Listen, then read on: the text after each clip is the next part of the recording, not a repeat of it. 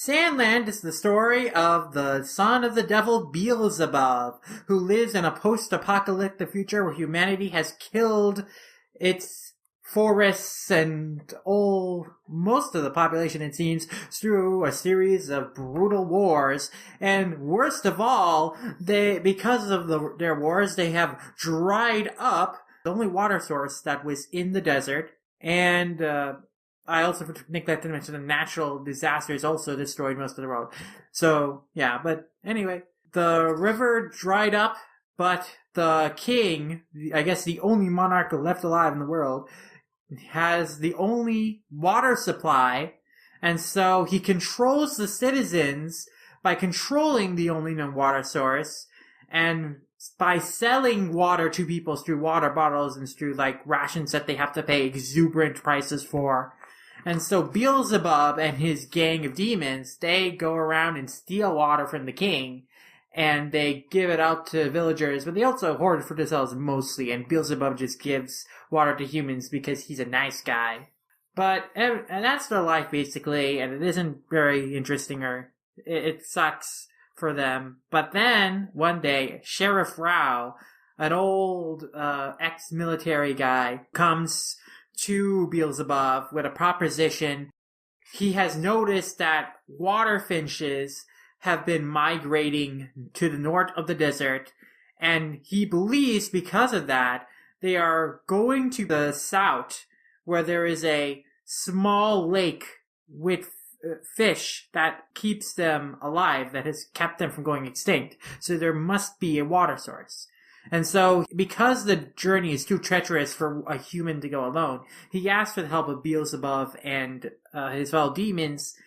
And to sweeten the deal, he gives them a PlayStation 6 with Dragon Quest 13, which, you know, we're only on the PlayStation 4, and Dragon Quest 11 just came out.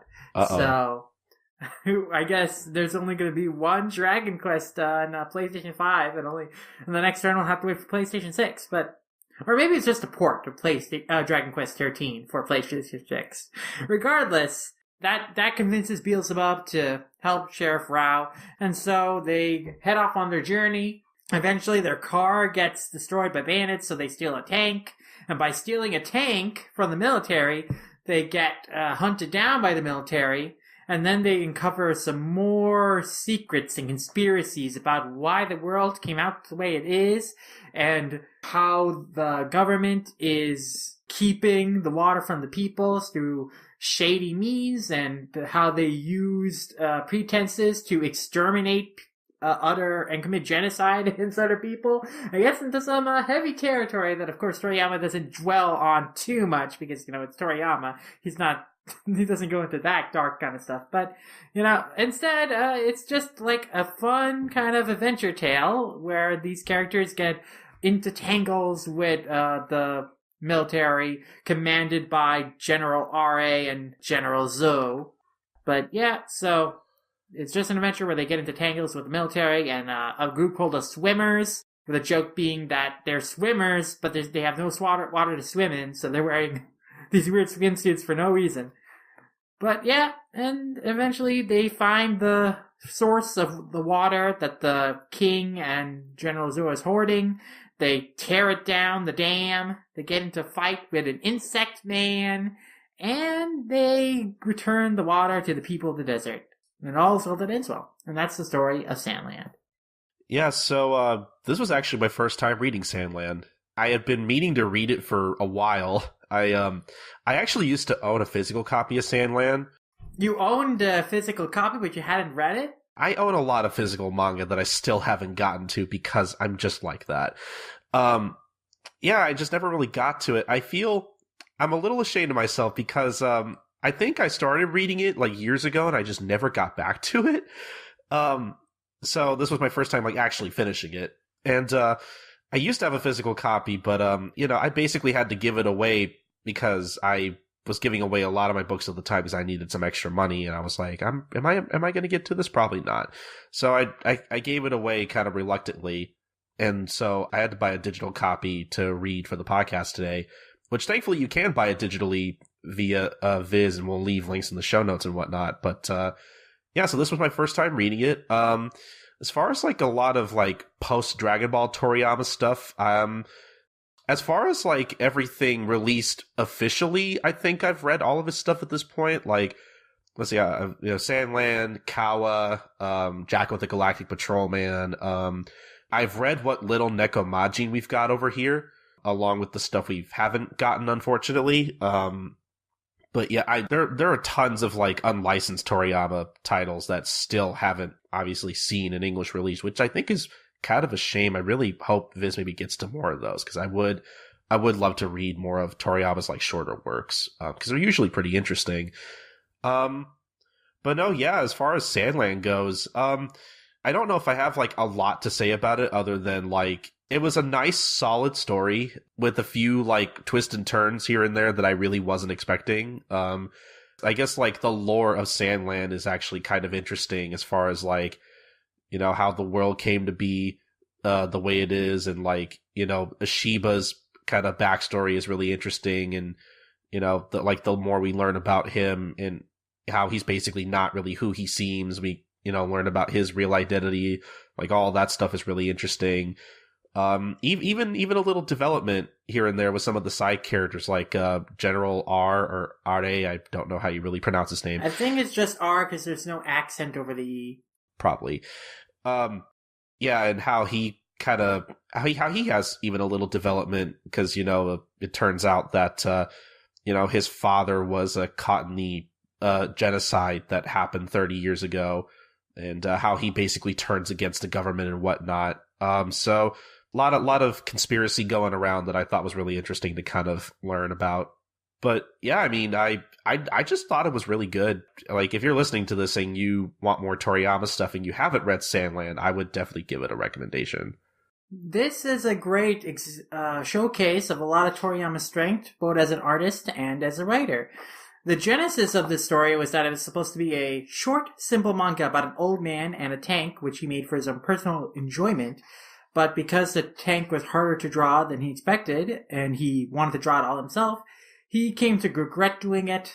But he plotted out the story to the end, and he went through with it, drawing the entire 14-chapter short story that we know and love now. And I think what's great about this being a self-contained one-volume work is that it allows Toriyama to really plot it tightly in a way that is distinct from kind of the chaotic plotting of Dragon Ball, where he didn't know where his story was going in advance, so it goes through all sorts of different crazy places. But here, you definitely get a sense that he knew where he wanted to take this story and the destination he wanted to reach, and so every chapter is placed very deliberately and tells quite a compelling and self-contained story, while still leaving room in the story for fun diversions, like fights with that Kiss-looking biker gang in the desert, or like more slender, gayer versions of Fist of the North Star antagonists that Kenshiro would just run across in the desert.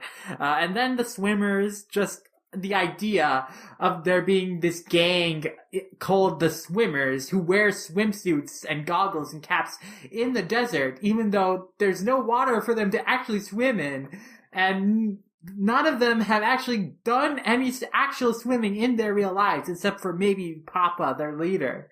The idea of these gag characters just being in there, like to cause some fun little havoc, is also really amusing too. So he sprinkles in a lot of nice humorous diversions into the story, while still keeping it focused on this overarching plot about finding this mysterious lake, and then kind of unraveling the conspiracy of why there is no water in Sandland anymore, like the true secret about how the king is hoarding the water, and then who's really behind the scheme, behind the king in General Zoe and his greedy machinations.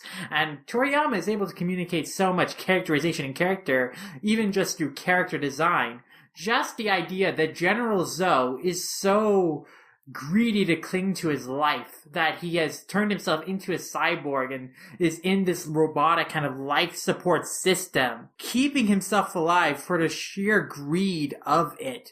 and exploiting other people. Like, he's this withered old man who can't move around except inside this giant bulbous robotic suit. But he sees fit to, like, feed on the wealth of the poor and continue to sustain himself that way when people are dying, and he continues to live on even though he's becoming older and decrepit. So there's a lot of characterization that he communicates through that. And also there's this great kind of commentary on how capitalism becomes fascism when the government controls the resources that the people need to live, and how they are basically forcing them to pay the government water. So the rich get richer, poor get poorer, and they are stuck in the cycle where they have to obey and be complicit, because without this water, they will die because there's no other way to get water. So Toriyama has this really weird accidental way of, like, addressing really kind of dark and complex ideas and then exploring them in a story that is full of light humor and fun adventure, and it's just generally lighthearted and optimistic in tone. Even though, again, it also touches on issues of, like, committing genocide for the control of resources, which is like, this was written in 2000, but this would almost read as a commentary on the Iraq War, with the way, like, they drop a bomb on the peachy people who was creating a way of, a self-sustaining water machine. They were trying to create more water, but, like, the king, like, lied to the people and said, and to his troops, and said, oh, the peachy people are creating this weapon of mass destruction, so we have to wipe them out. And then they use the war against peachy people as a pretense to not only get rid of them and their, water supply machine that would have threatened the king's monopoly on the water supply, but also get rid of the dissenters of General Zou's, like, brutal, despotic tactics and murderous tactics, So by trying to wipe out, Sheeb and his entire battalion of dissenters, basically wiping out, like, the other faction in the military. So a lot of dark shit in here. But yeah, there's a lot of ideas in this, like this insect man thing, like this biological engineering kind of thing that pops up towards the end that just comes up. It's kind of random, but it's also kind of, it just displays the cruelty of General Zou. They create artificial life and treat it so cruelly and carelessly. Like, it's just this, he treats this thing as a weapon and then plants a bomb in them. And when it can't fight anymore, like, Beelzebub tries to reach out to it and tries to, like, get them to just stop the fight. But then General Zou just blows up the Insect Man, and just is another display of, like, his cruelty. So lots of ideas in here that I just find really interesting. Yeah, I do want to agree with you about how you mentioned Toriyama's ability to really characterize characters in really, like, simple ways, like, like, not just through character design, but even through, like, just little tiny bits of dialogue here and there, like with General R. Like, it could have been so easy for him to just be like, your typical, like, no-name crony or whatever that gets one-shotted, but, like, I was really surprised in how much development he kind of received and how he actually really goes through an arc of, like I said, finding out that his father was, involved in this genocide, and he was one of the people obviously, killed because of General Zou's actions and whatnot, and how he kind of, starts to kind of change his outlook and perspective on the military from there. Like, just a simple, like, little moment of doubt where, like, he's like, hey, can I ask the king something, like, about my father or whatever? And General Zou basically just shuts him down. No, that's a great moment, because he does ask the king, and he questions them about, like, his and Zou's plan to destroy the peachy people and stuff. And the king's response is that, what is that guy telling you? That was all Zou's plan, not mine. Basically admitting that, yes, that was the actual thing, that conspiracy was true. I thought that was a really good way of showing that, like, okay, this guy isn't just like a crony. Like, he actually has, like, he felt like a real person to me. Like, he felt like an actual character at that point, and I was really surprised to see that, again, he actually goes through an arc, and I thought that was pretty satisfying, actually, him eventually becoming an ally to our main group of characters here. That, and even the swimmers kind of have a little humanity here and there, what with who I'm assuming is their grandfather. They call forget. him Papa at the very least. Yeah, that's right. During, like, after his little skirmish with Beelzebub, how he mentions how, like, hey, it's funny that, we call ourselves the swimmers, but, like, my sons have never, like, actually swam. And that really just kind of shows me, like, he wants his sons to be able to experience, actually swimming in water. Like, it's something that he wants for his family. Like, he cares about his sons in a way.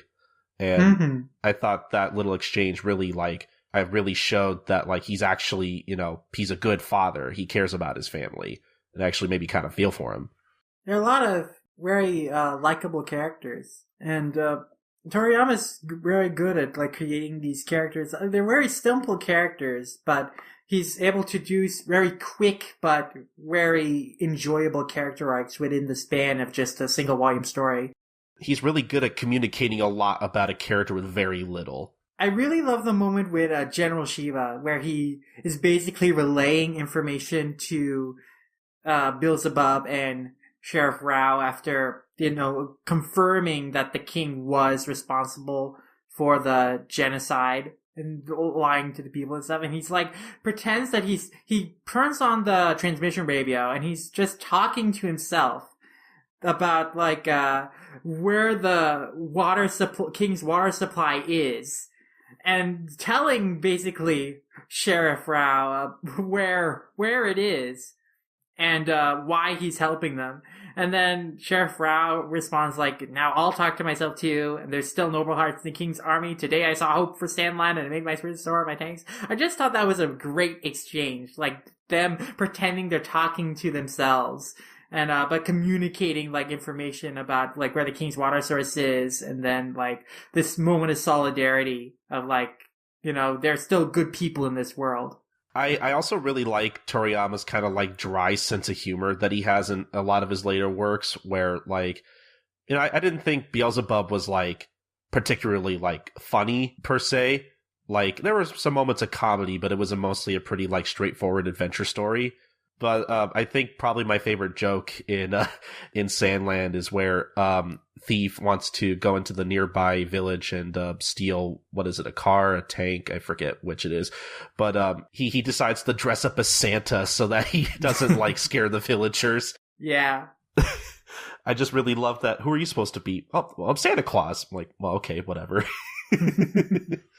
Like, I really like Toriyama's dry sense of humor as far as that goes, because I feel like, I feel like we, like, later we have a lot of that in Jack with the Galactic Patrolman, but it's unfortunate we didn't get, like, a ton of those moments here, I don't think.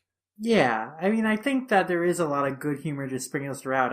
Like, he has characters as swimmers that have a lot of really good gags. Yeah. And then Thief and Beelzebub do have some good comedy moments. That's true.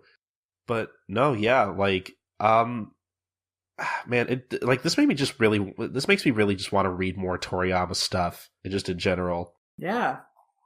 He is just a wellspring of creativity. Like, the designs in this, both the character designs and the mechanical designs, are just really imaginative. Like, the design of the tank that the gang drives around in is really unique looking, and it seems like he paid a lot of attention to detail.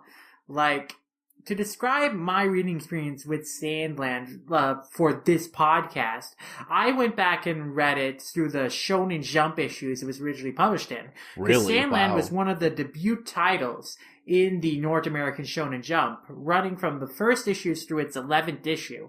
So it was a real treat to read Sandlands through the original Shonen Jump issues, because the pages are just so big that you can really take the time to appreciate all the details in Toriyama's art.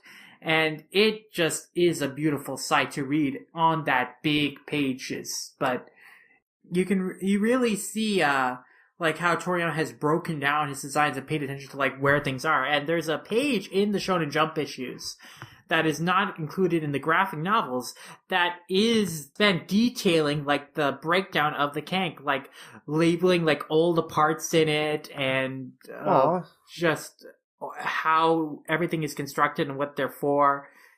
And that's really cool that, you know, you can make out all of these things that is an essential part of the tank's design and that Toriyama taught about. I wish that that kind of information was included in the graphic novel itself, but that's just another great reason to like hunt down this original Shonen Jump. I guess there's a lot of like great tidbits in there that I wish was included in their graphic novel. Like they had this great kind of scat gag page kind of thing, where it's like kind of like a, I don't know what you call them, like an editorial kind of like listicle, where it's like, hey, if you were going through a joyride in a hot desolate desert with inadequate supplies, here's what the desert has in store for you. And it's like this story of just the worst thing after worst thing happening to you in the desert. So it starts out that you have car trouble and because your engine overheats, and so, oh, no problem, I'll just walk. But then when you walk, you get heat stroke after 15 minutes, and your body temperature skyrockets and you become dizzy and confused. And then in your dizziness and confusion, you trip and fall on a crucifixion-torn strub and get a legal spike in your eye, and then you walk blindly into a sag or a cactus or roll down a sand dune. Wow. And then while you're lying on the ground weeping, a tarantula hawk wasp flies into your shorts and bites you on the private. And the wasp is not deadly, but its sting is one of the most painful in the world. And then you try and scream, but your throat is so dry from thirst that you can only emit a pathetic croaking noise. And then you try to go to find a shady spot to rest so you can just wait for the wasp bite to stop burning. But the cozy environment of your boot attracts a bark scorpion. And so when you reinsert your foot into your boots, it frightens the scorpion and it injects poison into your big toe. And then when you ride on the ground from the sting, you will uncover a reclusive coral snake that peacefully was sleeping under the rocks, and the snake plunges its fangs into your calf and hangs from your leg as its venom slowly drips into the wound. And then, as the poison works your way through the body, you start to panic. But then, you see a pool of crystal water in the distance. And just as you are about to rescue about to wrap your arms around your rescuer in a grateful hug, you realize it's just another cactus. And then, when you've given up hope, you spot another person in the distance, but you dismiss it as a mirage. But, unfortunately, it's a ninja, and the ninja throws blinding powder in your face and chops up your head. and then it concludes with, that's about it. Remember to wear bright-colored, breathable clothing, and enjoy your trip to the desert. And that is just a hilarious story. And those are kind of gems are why I love the original Shonen Jump issues, that they include funny editorials like this. Kudos to whoever wrote it. I couldn't find, like, who specifically wrote it. But, wow. Yeah, just stuff like this was great. But, yeah, I mean, those original Shonen Jump issues conclude a lot of great, like, tidbits about the series and, like, fun observations about the series that just make the reading experience of it, like, all the more fun. Like, a list of top 10 future video games, a mailbag where they answer letters as the character of Teeth, answering what level of SPF production do the swimmers use to maintain their ghostly white complexions? And they answer, actually, Jimmy, the swimmers' white complexions are the result of scar tissue forming on every square inch of their bodies. Like, God, the sense of humor, like, those original Shonen Jump crew had, and all the fun editorials they made are such great. But to speak about the series itself, like, yeah, the designs are amazing. Like, I really like the prince's design, Beelzebub's design. You know, he has what looks like hair growing off of his head, but it's like the same color of his body, so you could just read that as maybe it's like more horns, just hair like horns. And it's a really nice, simple design as well. That's just, he looks very impish and very mischievous, and that kind of believes the heart of gold that he actually has. That makes him kind of a very compelling shonen hero.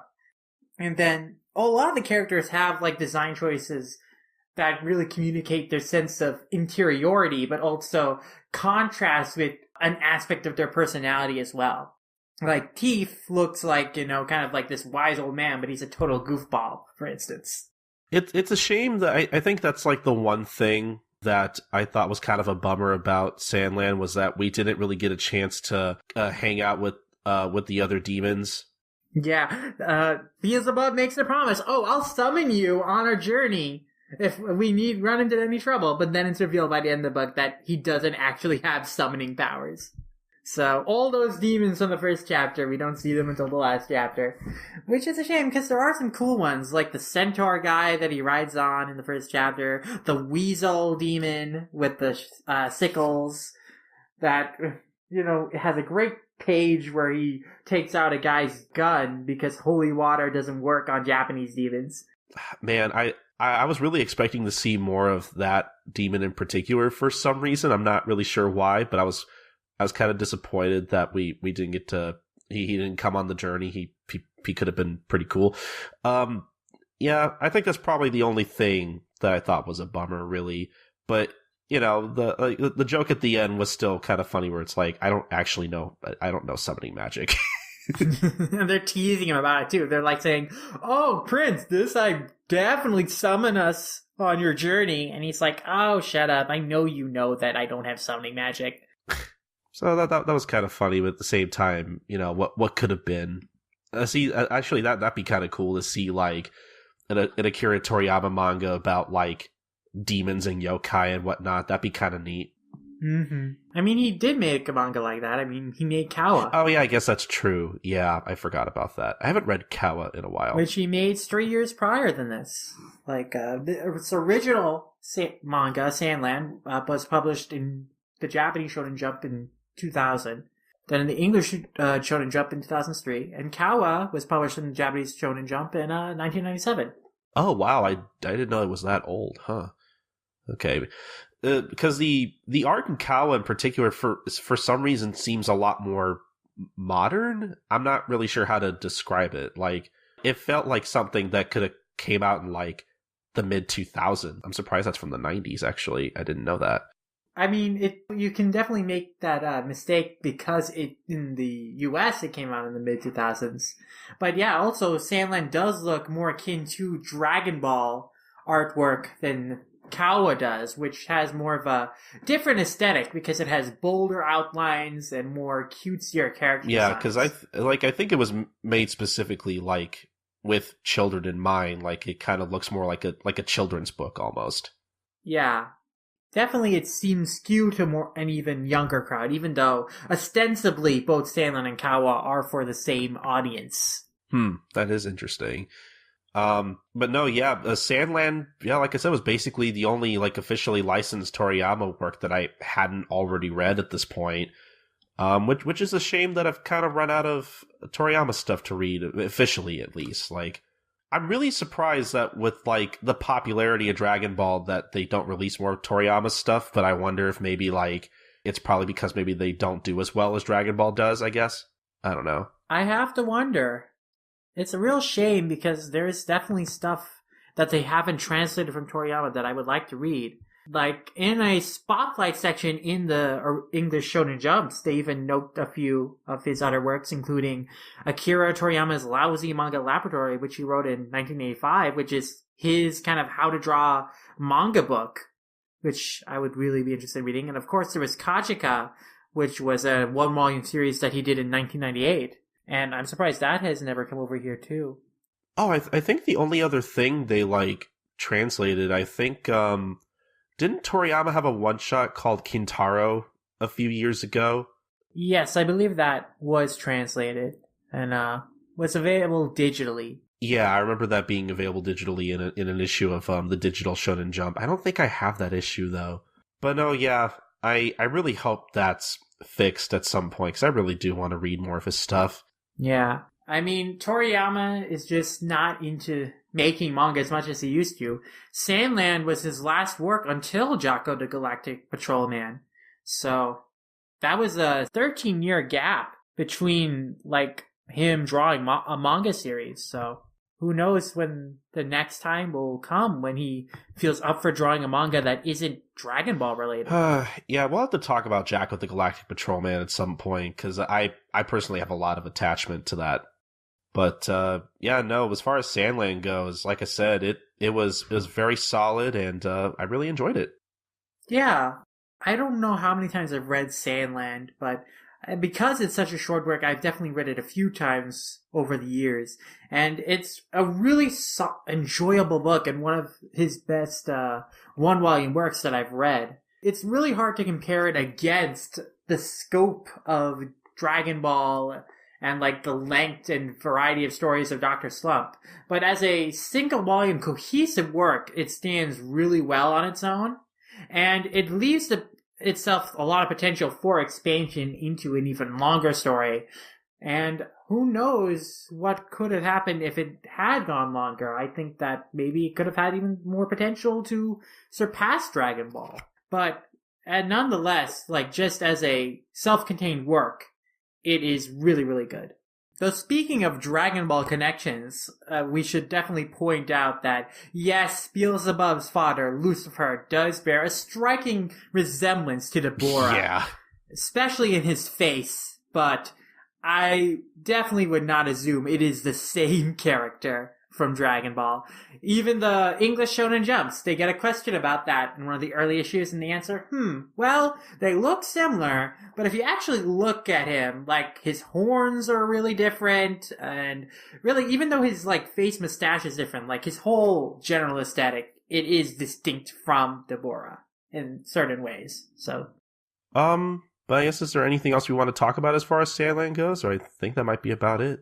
I think we covered a lot of ground with the series, and I just wish I had more structured notes so I didn't, like, ramble into, like, various tangents and stuff, but there is a lot of fun to be had with this manga, and I highly encourage you to check it out yourself if you're a Akira Toriyama fan or just want a nice, solid, short volume work to read. Yeah, it definitely gets my recommendation. I definitely enjoyed it. Again, we'll leave links in the show notes for anyone who wants to purchase their copy of Sandland.